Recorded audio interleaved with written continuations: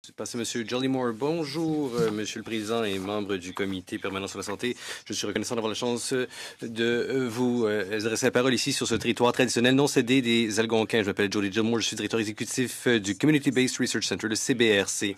J'ai 15 ans d'expertise en prévention du VIH. J'ai une maîtrise en politique publique, mais d'abord et avant tout, je suis un homme homosexuel qui a vécu, qui a travaillé et qui a aimé en Nouvelle-Écosse, au Québec et en Colombie-Britannique. J'ai la chance d'être né à une époque où c'est pas si mal d'être homosexuel. J'ai grandi avec Will and Grace, Sven Robinson et pour la plupart du temps, le mariage homosexuel. Au moment où j'ai eu mon éveil sexuel, les médicaments pour le VIH qui sauvaient la vie faisaient en sorte que les gens de mon âge n'étaient plus fauchés par le VIH, par le sida en fait. Mais en dépit de ces gains immenses en matière de droits politiques et humains, les pires résultats en matière de santé se retrouvent chez les personnes queer. Mon organisation, CBRC, a été mise de l'avant en 1999. C'était une réaction au taux grandissant de VIH chez les hommes gays en Colombie-Britannique. Bien que nous ayons été fondés par et pour des hommes gays, nous avons fait des pas énormes. Nous incluons maintenant d'autres minorités, par exemple les personnes bisexuelles, queer, cis et trans et les personnes bispirituelles. Notre sondage SexNow pan-canadien comprend parmi les plus grands ensembles de données pour cette population et c'est une source essentielle d'information pour les décideurs politiques. Vous voyez, pendant que les gouvernements ignoraient notre population, nous, on était dans les coulisses en train de cueillir des données, d'élaborer des rapports et de parler de la santé des hommes homosexuels au sein des communautés avec les fournisseurs de services. Là, nous sommes de l'avis qu'il faut mener à des changements structurels. Par exemple, nous avons contracté un partenariat avec le Canadian Blood Services, avec les services sanguins canadiens, pour les informer de changements politiques en matière de dons de sang pour les hommes qui ont des relations avec d'autres hommes. Mais avant de parler politique, je pense qu'il est important que je contextualise certaines des luttes auxquelles nous avons fait face à ce type de collectivité. Un de mes meilleurs amis à l'école secondaire était gay, il était un grand ami, un mentor, et nous sommes tous deux allés vers la région rurale de Nouvelle-Écosse pour poursuivre nos rêves. Mais mon ami avait une dépression qui a été non diagnostiquée, et ça a empiré lorsqu'il est allé vivre en ville. Mais même s'il était entouré par ses amis, il se sentait seul, déprimé, anxieux. Le genre d'enjeux communs qui ont des incidences chez les personnes queer, même celles qui vivent dans des grandes villes. Il a commencé à s'automédicamenter avec des substances comme par exemple différentes drogues dures. Par exemple, il se sentait mieux et plus accepté lorsqu'il consommait. Il a contracté le VIH, il a eu ses résultats, il m'en a parlé, nous avons pleurer ensemble. Mais on savait que les choses seraient bien parce que il y avait différentes options pour qu'il reste en vie, parce qu'il y avait des belles options disponibles en Colombie-Britannique, mais mon ami n'a pas opté pour le traitement. Il s'est davantage isolé au lieu. Il a perdu son emploi, son appartement, des amoureux, des amis en raison de son usage des drogues. Et le VIH, s'il n'est pas traité, devient le sida. Et bien que ça arrive rarement au Canada, ça arrive encore. Et mon ami est décédé des suites du sida à la fin des années 2000, en dépit du fait qu'il y avait des médicaments gratuits qui auraient pu sauver sa vie. Et mon ami ne faisait pas partie des groupes les plus marginalisés. Comme moi, il était privilégié. Je suis blanc, je n'ai pas de handicap, je suis cisgenre et je suis VIH négatif. Ça fait de moi quelqu'un de privilégié, mais selon la santé publique, l'Agence de santé publique du Canada, le fait que je suis un homme homosexuel signifie que je suis 131 fois plus susceptible d'avoir le VIH, 20 fois plus susceptible de développer un VPH de cancer anal et 4 fois plus susceptible de commettre un suicide. C'est ahurissant. Et on me considère quand même étant un homme gay privilégié. La barre a été mise bas. J'ai écouté les témoignages de mes collègues lors de vos 3 dernières réunions. J'étais lors de votre rencontre avec les partenaires à Réseau. Et je pense que les différents intervenants ont jeté les bases de cette étude. Je pense que vous savez que notre santé ne va pas bien. Tous les indicateurs physiques, sexuels, mentaux, eh bien, la barre a été mise bas, comme je l'ai dit.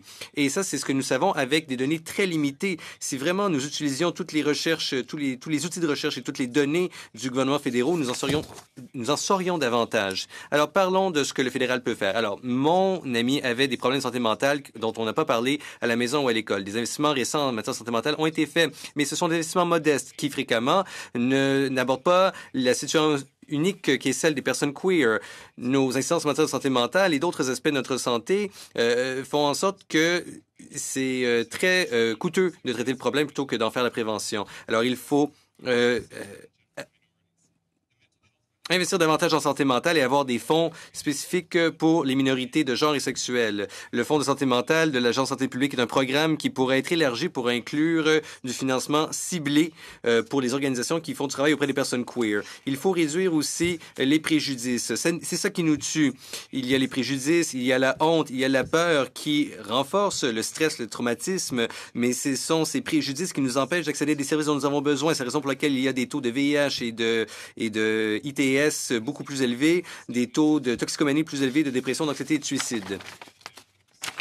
Il y a une loi qui prévoit l'égalité, soit, mais il faut encore améliorer la donne. Ensuite, il y a la surutilisation du code criminel qui a une incidence disproportionnée sur les personnes qui consomment. Il y a aussi la criminalisation de la non-divulgation de VIH qui contribue à renforcer les stéréotypes au sein de nos communautés. Ensuite, il y a le rôle du fédéral dans l'éducation et la sensibilisation.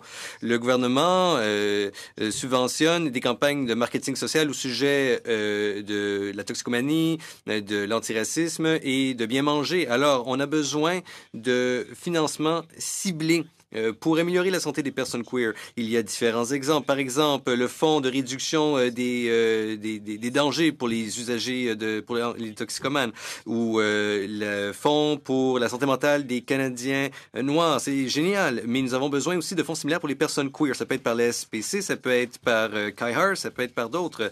Mais, et vous l'avez entendu au cours des dernières semaines, nous avons besoin de mieux recueillir et mieux utiliser les données au Canada. Parce que vous savez, bon, ça va nous permettre de régler des choses, mais ensuite, il faut avoir des approches innovantes pour combler les lacunes. Je sais que vous avez étudié les soins pharmaceutiques, je sais que vous avez fait des recommandations, mais je veux souligner quelque chose, qu'il s'agisse de vaccins pour le VPH, de médicaments pour le VIH ou de thérapie hormonale pour les personnes trans, un plan pan-canadien pharmaceutique pourrait grandement améliorer les choses. Sinon, il y aurait d'autres solutions. Par exemple, le financement fédéral a réussi à combler des lacunes dans l'accès provincial au traitement pour l'hépatite C. Le gouvernement fédéral devrait élargir cette stratégie pour s'assurer que les personnes LGBTQ2 puissent avoir accès à des médicaments où qu'ils soient et quel qu'ils fassent, et quoi qu'ils fassent. Alors, pour moi, c'est le rôle du gouvernement fédéral pour assurer l'accès et l'équité pour tous les Canadiens, parce que être queer ou être une minorité sexuelle, c'est quelque chose qui n'a pas d'incidence que sur une communauté, ça a d'incidence sur plein de communautés. Ça traverse toutes les barrières ethniques, raciales, religieuses et politiques. Les gays, les lesbiennes, les personnes trans et les personnes queer vivent dans toutes les collectivités du pays, quelles que soient les circonscriptions. Alors, pourquoi les personnes queer devraient vivre dans une grande ville pour obtenir des soins adéquats? Nos données démontrent que lorsque vous êtes à l'extérieur des grands centres, vous êtes moins susceptible d'aller voir un médecin. Et on sait aussi que vous n'êtes pas susceptible d'aller voir un médecin, vous êtes 10 fois moins susceptible de subir les tests pour le VIH et donc vous n'obtiendrez pas les soins de service dont vous avez besoin. Je faisais des entrevues en Colombie-Britannique et après une longue journée, je suis rentré à Castlegar pour aller chercher un café. J'ai rencontré Todd. Todd était un homme très heureux, de toute évidence très gai, et c'était très manifeste. Il était très fier. Je suis passé en mode chercheur et j'ai commencé à lui poser des questions. Et je me demandais, mais moi, bon, je suis quelqu'un de la ville, qu'est-ce que tu fais ici à Castlegar? Et sa réponse était, Jody, j'ai été à la ville, j'ai vécu à Calgary, j'ai vécu à Vancouver et je reviens toujours ici parce que Castlegar, c'est ma maison, c'est ici que j'aime être. Et ça m'a rappelé pourquoi j'aime faire ce que je fais.